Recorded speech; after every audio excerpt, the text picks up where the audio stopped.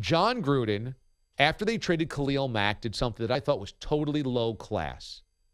In trying to explain why they needed draft picks, he said, well, we're not getting anything out of the last 3 drafts, 15, 16, 17, which is big stones on Jon Gruden to lash out at the Raiders draft, considering he just traded a guy they drafted for those draft picks because the guy that they drafted is the best defensive player in football. It takes some stones for Jon Gruden to say, man, we don't get anything out of the drafts around here. Well, except for the all-pro future Hall of Famer you just traded and your starting quarterback and Amari Cooper. Outside of that, yeah, the drafts haven't given you anything. Now, those were before these last 3 years, but to call out that front office took some real stones that day, and now he has doubled down.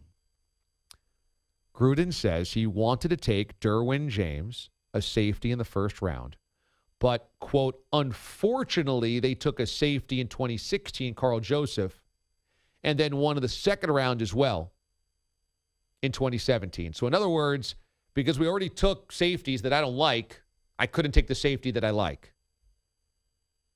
Instead, the Raiders took Colton Miller, left tackle, 2 picks before Derwin James went in this year's draft. So what Jon Gruden has now done again is put his front office on blast by saying they screwed up by taking these guys. I wanted to take Derwin James, but we had bad safeties already, so I couldn't do it again. So he's put his front office on blast again and totally undermined your first-round draft pick, Colton Miller, your offensive lineman. What is Gruden doing? You know, it's one thing to inherit a situation, okay, and realize these aren't the pieces that I would have chosen. I'd like to get this turned around.